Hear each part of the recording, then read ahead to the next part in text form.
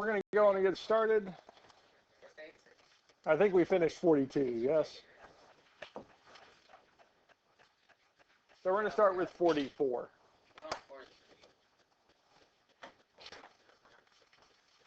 Did we do 43? No. Yeah, I wasn't planning on doing 43. Yeah. We're going to do 44. 44 and 43 are essentially the exact same problem, same type. Because what we need to do is we need to get this e term by itself first.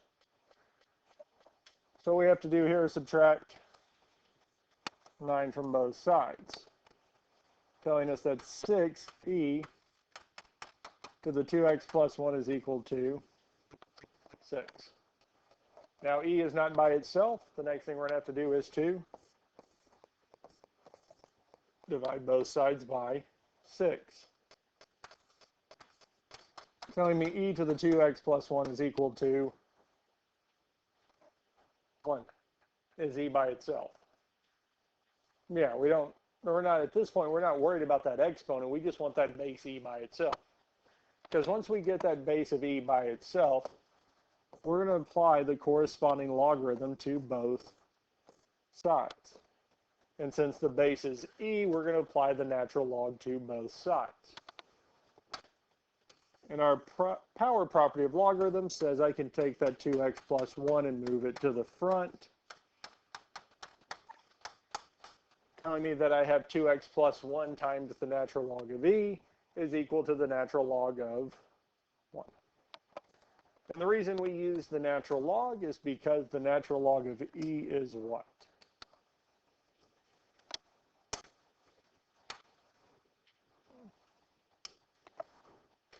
Natural log of e to the first is 1, because when the base of the log and what's inside it are the same, it's going to reduce to 1.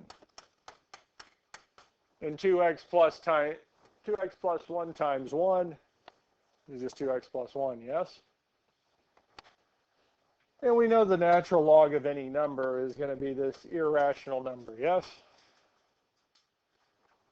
And the natural log of 1 is indeed that massively large irrational number, yes? No, it's 0. This is one of the few times where taking the natural log of a number gives us 0, because the natural log of 1, really log of, no matter what the base is, of 1 is going to be 0. Now, because we don't have an x squared term, x to a power greater than 1, we're just going to get x by itself. So we would subtract 1 from both sides, telling us 2x is equal to negative 1. Last but not least, divide both sides by 2. Telling me x is equal to negative 1/2. And since the variable started off in an exponent, we are perfectly fine having negative values in that exponent.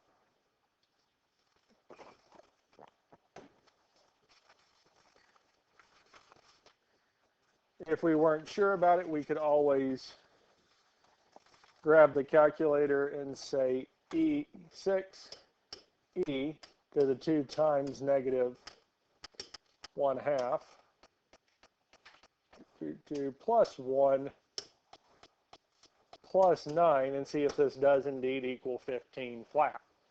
It does indeed equal exactly 15.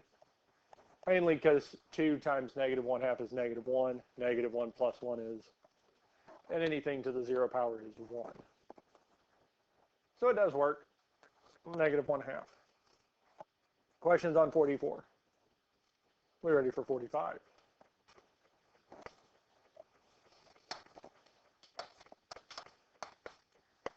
Seven to the x is equal to 3.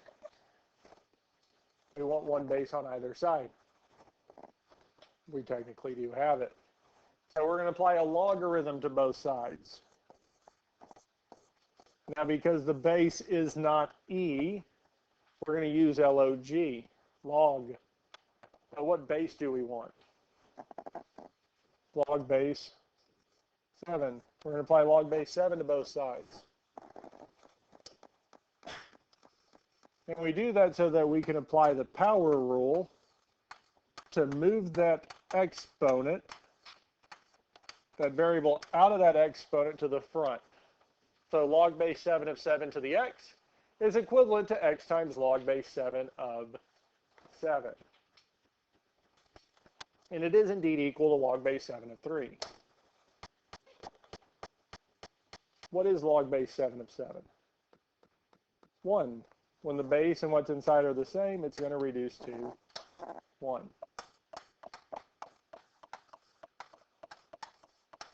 Telling us that x times 1 is just x, or x is equal to log base 7 of 3.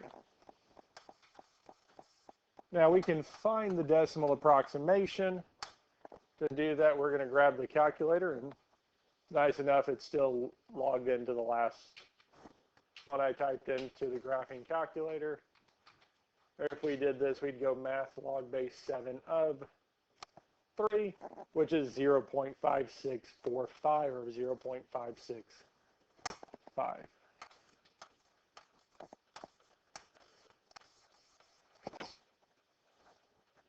Questions on this here? Questions on any of this so far? Be ready for the next one.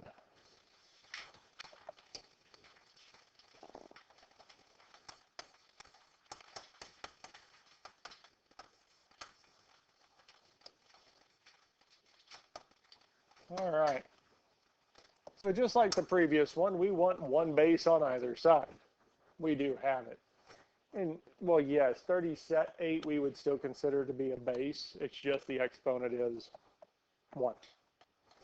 But since we do have this one base, this one term on either side, we're going to apply a logarithm to both sides because we do want to get this exponent, this variable, out of the exponent. That's the whole goal of applying a logarithm to an exponential. Now, specifically, we want log base what? 11. Because we want that left side to simplify nicer. Now, when we use our power property, we can move the 6x plus 2 to the front,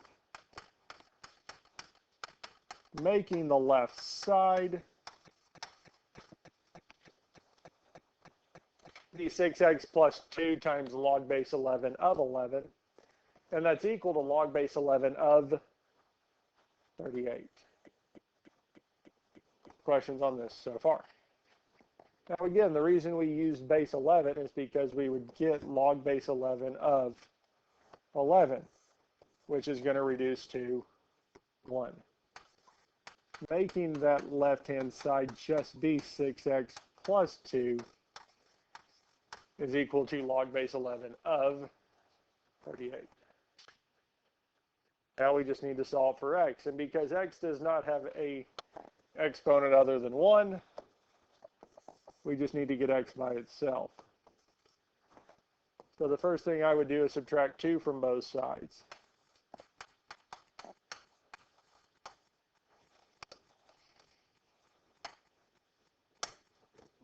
Left-hand side, the 2 and negative 2 would cancel, telling us 6x is equal to log base 11 of what? 38, yes. 38 minus 2. We can't subtract the 2 and 38 because the 38 is inside the logarithm, the 2 is on the outside. Because it's not just 38. Is x by itself? No. So we indeed have to divide both sides by 6, telling us x is equal to log base 11 of 38 minus 2 all over 6.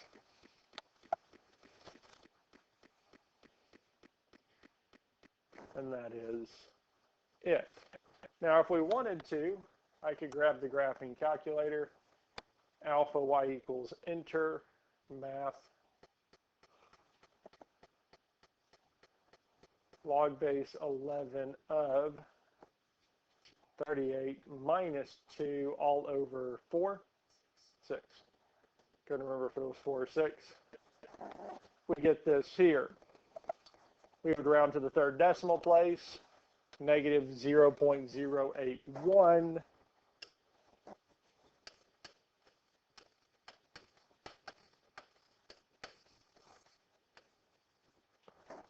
And that's it.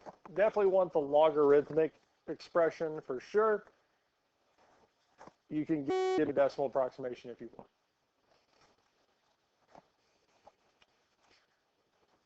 Questions on 46? While we're here, might as well look at 47. Natural log of 3x plus 2 is equal to the natural log of 4x minus 5. Since I have two logarithmic expressions equal to each other and they are the same logarithmic expression, the only way these can be equal is if what's inside is also equal. Yes, it's our one-to-one property. Well, the base of both of these natural logs is e, yes? So what would happen if I put the left side to the base e? Well, and the natural log would cancel, leaving me with 3x plus 2, yes? What would happen to the right-hand side? Pretty much the exact same thing. E and the natural log would cancel, but this time we would be left with 4x minus 5. Isn't that the exact same thing we were doing? Yes, but our way we were doing it at first is not explicitly saying that we're applying a base e to both sides, causing both of those natural logs to simplify, leaving us with what's inside. Same exact thing. Do either of the x's have an exponent greater than 1? Do we have x squared, x cubed, x to the fourth? No, so we just need to get the x's on one side, everything else on the other. Lots of things we can do. I could add 5 to both sides. We could subtract 4x from both sides. I could subtract 2 from both sides, or we could subtract 3x. I'm going to subtract the 3x. Mainly because it's going to leave me with a positive 1x.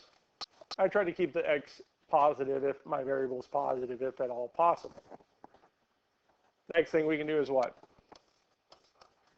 Add 5 to both sides. Those will simplify out, telling me x is equal to 7.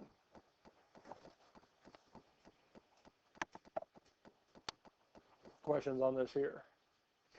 If we weren't sure and we wanted to check it, I could grab the calculator, either one. Say the natural log of 3 times 7 plus 2. All I've done is replaced x with 7, yes? And it tells me it's this value here. Well, that's fine and all, but we do want to check the other side to make sure that the natural log of 4, don't need that extra parenthesis, 4 times 7 minus 5 also gives us the exact same value. And they do. So that means 7 is a solution because it makes both sides of the equation equal the same amount. Questions on this here? I think we feel comfortable with these here, yes? Let's look at 50. Log base 2 of x squared minus x minus 6 is equal to log base 2 of negative x. Since I have one log on either side and they're both to the same base, they are the same log, it means that what's inside has to be equal. Or really, we can apply both sides to the base of 2 and get to the exact same spot. Questions on this here?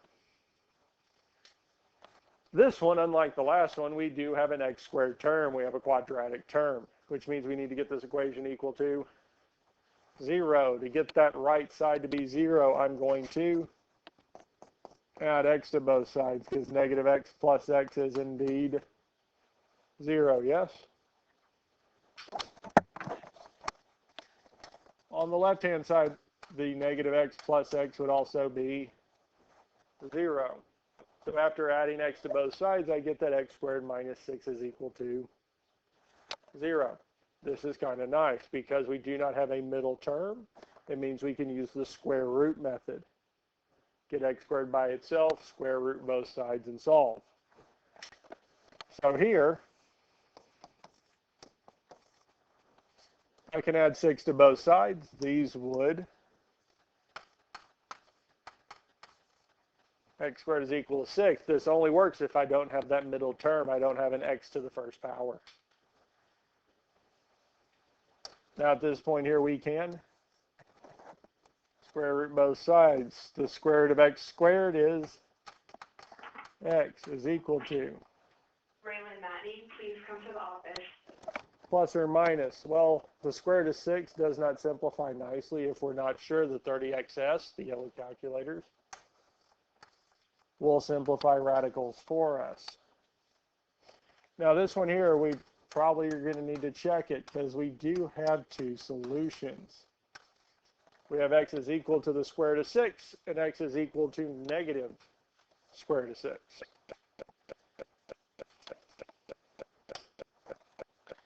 Out of these two values, which one do you think is probably not going to work?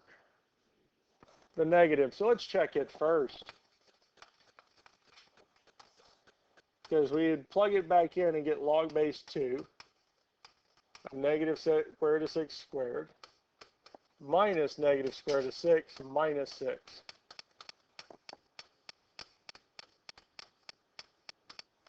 Is equal to log base 2 of negative square root of 6. Yes? Now, negative square root of 6 squared on this left-hand side, well, square root of 6 squared is positive 6. So I have log base 2 of 6. Our negative square root of 6 is just going to be square root of 6 minus 6. 6 minus 6 is 0. So the left-hand side just reduces to log base 2 of the square root of 6. Right-hand side, our negative and negative would make a positive.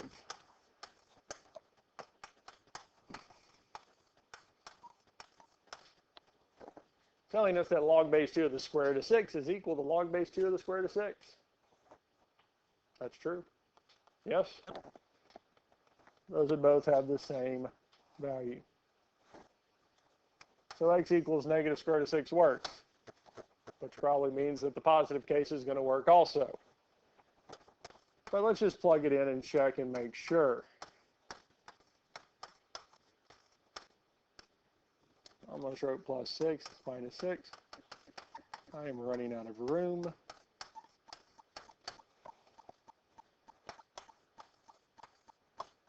Square root of 6 squared, just like before, is 6. Our negative square root of 6 would be negative square root of 6 minus 6. And just like before, our 6 minus 6 is 0, telling us that the left-hand side is just going to be negative square root of 6. On the right-hand side, once we simplify those parentheses, we get negative square root of 6, telling us that our final expression or final equation is log base 2 of negative square root of 6 is equal to log base 2 of negative square root of 6.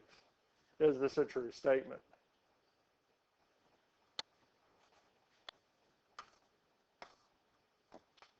Can I take a logarithm of a negative number?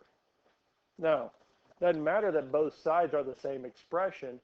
Neither expression actually has a value. I cannot take log of negative square root of 6, let alone log base 2. So in this case, the negative or the positive square root of 6 does not work because our final expression, final statements, I have log of a negative number, I have to throw it out. You see how this works? Yes? I intentionally put this one on the review sheet so that we actually had one where the negative worked but the positive didn't. Questions on this here? Questions on any of this so far?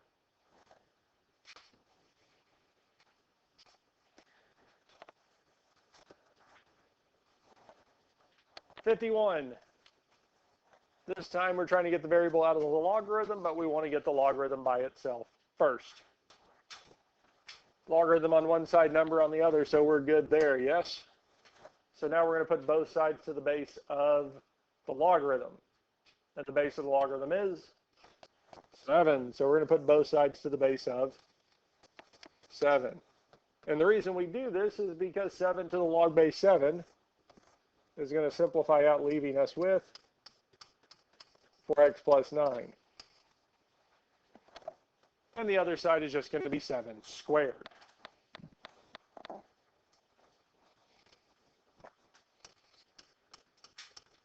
Now 7 squared is 49. That is a nice number. We're going to go on and simplify it. We don't have x to a power greater than 1, so we just need to get x by itself. So the first thing we can do is subtract 9 from both sides, telling us that 4x is equal to 40. And last but not least, we would divide both sides by 4, telling us x is equal to 10. And if we wanted to check it, we could plug it back in and check it. 4 times 10 is 40, plus 9 is positive 49. It does work. We are good there. Questions on this here?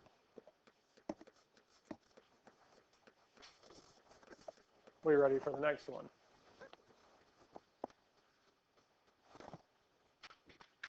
You know what? Let's jump down to 54.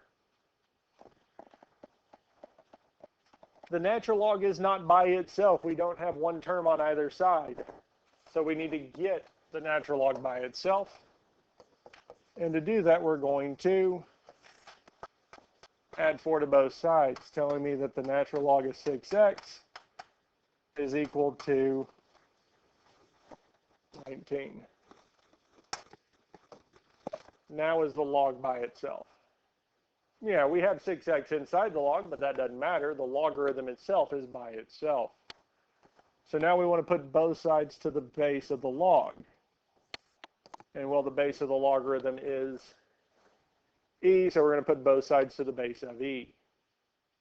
So e and the ln will cancel, leaving us with 6x is equal to e to the 19th. Is e to the 19th a nice number? No, e is an irrational number, so multiplying an irrational number by itself 19 times is not going to magically make it not irrational. It's still going to be an irrational number. Yes? It's a really big number.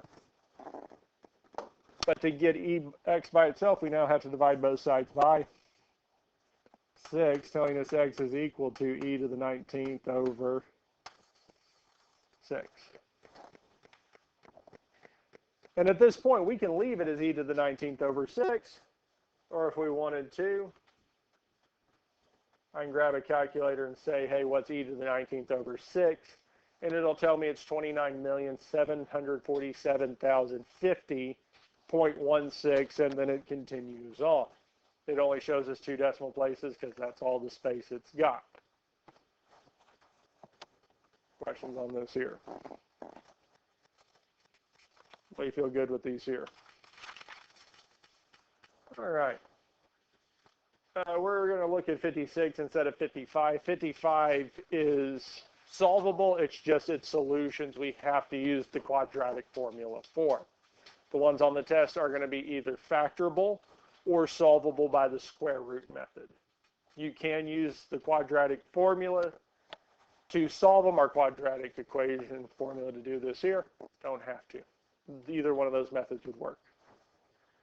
Now, the big issue here is that I've got 2 expressions.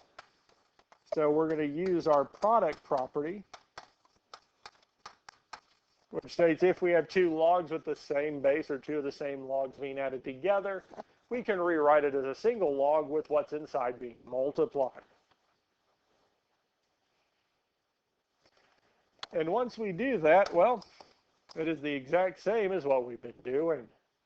We have one term on either side, so we're going to put both sides to the base of the log. And the base of the log in this case is 2. So we're going to put both sides to the base of 2. Because our 2 to the log base 2 will cancel, telling me that I have x times x minus 2 is equal to 2 to the 3rd power. Now we do have to do some multiplying. Our x, we're going to distribute the x. X times x is x squared. X times negative 2 is negative 2x. And our 2 to the third power is indeed 8. We have a quadratic term. We have this x squared term. So that means we need to get this equation equal to 0.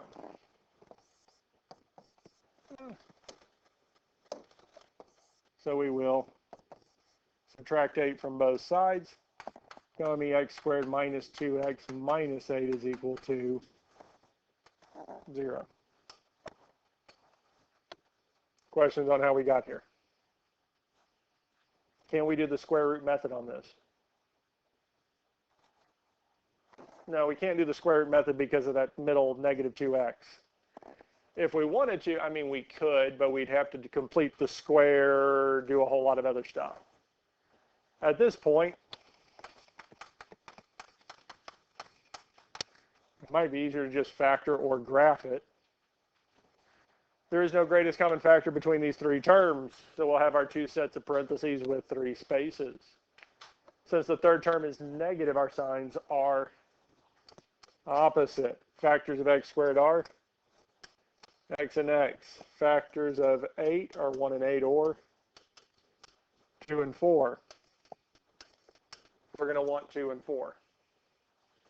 If we wanted to check it, we can. Make sure we got the correct middle term. X times negative 4 is negative 4x. Positive 2 times x is positive 2x. Negative 4x plus 2x. Negative 4 plus 2 is indeed the negative 2 that we wanted. Yes? And really, that's not so much about the solving. It is and it's not. It's just, hey, did we factor correctly? Zero product property says if I have 2 or more things multiplied together to equal 0, one of those has to be 0. So either x plus 2 is equal to 0 or x minus 4 is 0. To solve x plus 2, we would subtract 2 from both sides, telling me x is equal to negative 2. With our x minus 4, we would add 4, telling us x is equal to 4.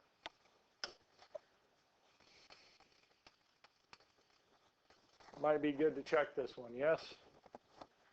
Especially if we're using product property to start, we're definitely going to need to check it. This time, which one do we think is not going to work? Probably the negative, yes? So we'll check it first. Log base 2 of negative 2 plus log base 2 of negative 2 minus 2 is supposed to equal 3, yes? I could solve and simplify down what's inside as far as possible, but really we could stop right here because I cannot take log base 2 of negative 2 because that's as simplified as that term gets.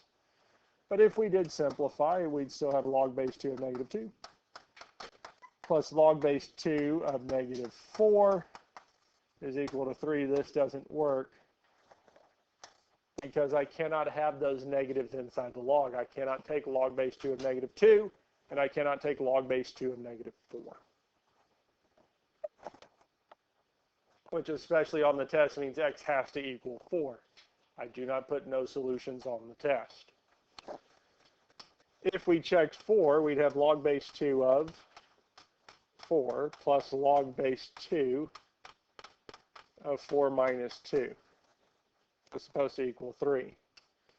Well, log base 2 of 4 is as simplified as it gets without actually evaluating that expression.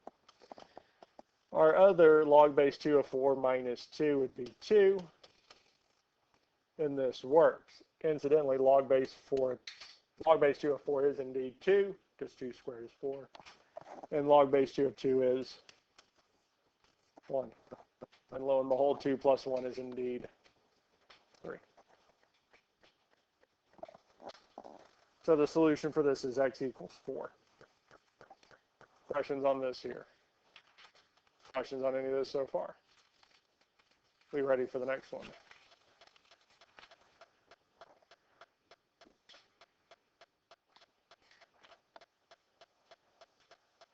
Last set that we have are these inequalities.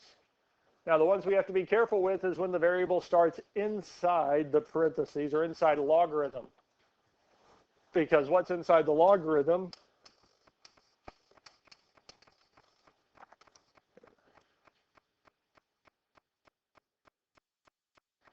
I misspelled restrictions. Why am I not being able to spell?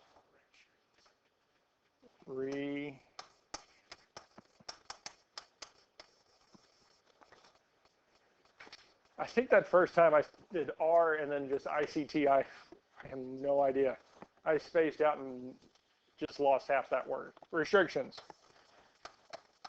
Because what's inside that logarithm, x minus 1 has to be greater than 0, yes? We solve it. So we're saying that the values of x have to be greater than 1, yes? Now, the big question is, why do we actually care about the restrictions here and have not done it with any of the other logs that had variables inside the logarithm, like the last one? How many solutions did we have on that last one? 2. I can easily plug them in, check them. 2 is nice, yes? How many solutions will we have coming out of this? Infinite. We have a ton. We have a range of solutions. We don't have a finite amount, yes? So this here, there's no possible way for me to check every solution that comes out of this inequality to make sure that they all work and that we don't include any that don't. So in this case, it's better to restrict or remove the ones that don't work, we know that will cause issues, than try to individually check all of them. So here we're saying x has to be bigger than 1. Any value that is less than or equal to 1, we have to remove. Now we solve it like normal. The log is by itself. We have one term on either side. So that means we can put both sides to the base of e.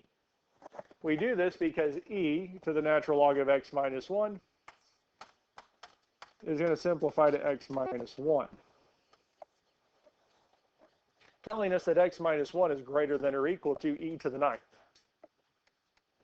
E to the 9th is still an irrational number, so let's leave it for now. Add 1 to both sides, telling me x is greater than or equal to e to the 9th plus 1. Yes? Questions on this here? Now, before we can say we're done, we do need to pull those restrictions back in. What is a value that would be a restriction that we have to remove? 0. Really anything less than 1, yes? So I'm going to take that value. Is 0 greater than or equal to e to the 9th plus 1? Probably not, but we can check and make sure. E to the 9th plus 1 is this here, 8,104.083928. So this is not true, and this is our answer here. Now, if you notice, especially on the answer key, I do not believe I gave you decimal approximations on this. If I did, there's a chance they're a little bit off.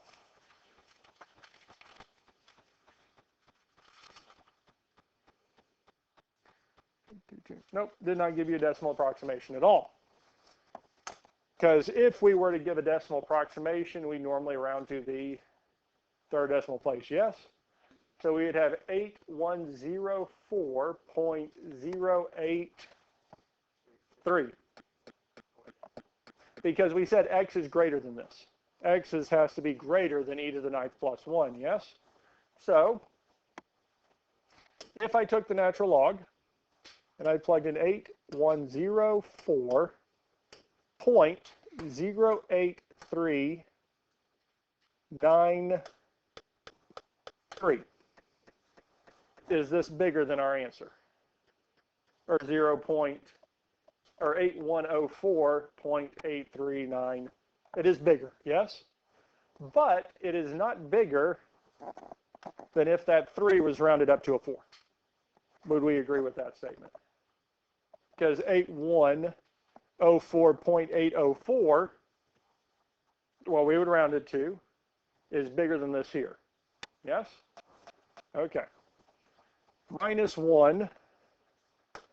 This here is supposed to be greater than 9, yes? Or equal to it. It is 9. Or approximately 9, so it still works, yes? But if we'd have rounded that up to 0.8084, this solution would have been removed. See the issue? So we're going to leave it as this, because once we start talking inequalities and rounding decimal approximations, it gets a little tricky. A lot of our rounding rules we almost have to throw out the window because it is greater, we round down regardless of what the number after is. We're not going to bother with it. We're just going to leave it as this here. Questions on this? All right. We can look at those in a minute. I want to look at 62 first. If you do have other questions on logarithms, because they're going to, inequalities, they work the exact same.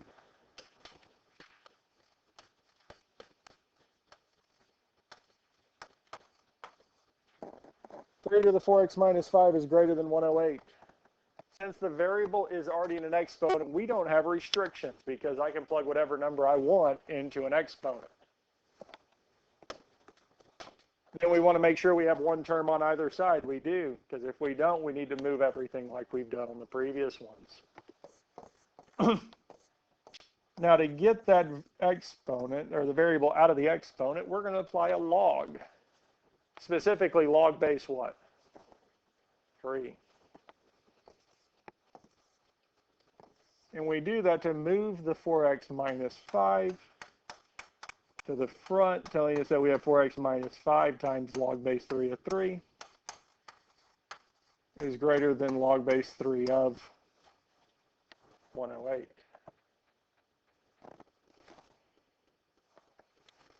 Well, log base 3 of 3 is what? 1. So it's really telling me that I have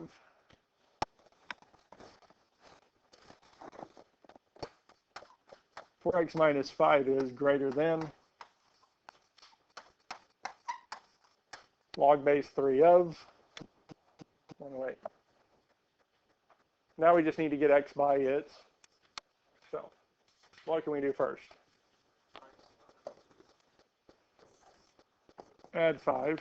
Since the 5 is negative, we would add it, telling us that 4x is greater than log base 3 of 108 plus 5. And lastly, we would divide both sides by 4, telling us x is greater than log base 3 of 108 plus 5 all over 4. And again, with decimal approximations, we're not going to mess with them because they get a little tricky. Questions on this here? Is there another one of these logarithmic exponential inequalities we want to look at?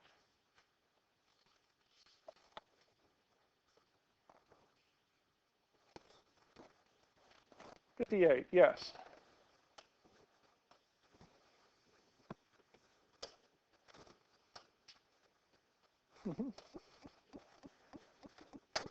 So, restrictions. What's inside has to be greater than 0. The x plus 2 has got to be greater than 0. So we need to solve it to see what values of x we can have. And to do that, the first thing we're going to do is subtract 2. Saying x has to be greater than negative 2. And once we have that, we can go on and start solving. So we're going to put both sides to the base of 7, because that's what the logarithm is. Telling us that x plus 2 is less than 7 to the 4th. Yes? 7 to the 4th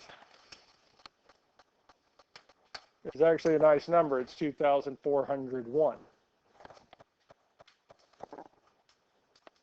So it's telling us that x plus 2 is less than 2,401. Then we can subtract 2 from both sides, telling us x is less than 2,399. Questions on this here? Well, negative 2 is a part of the restrictions, yes, because we said x has to be bigger than negative 2. Is negative 2 less than 2,399?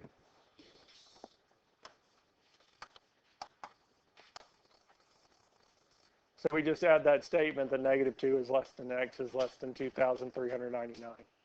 If numbers are part of the restriction are included in our solution, we just have to add them back in. Questions on this here? Another questions on this here? Part 1 is tomorrow with last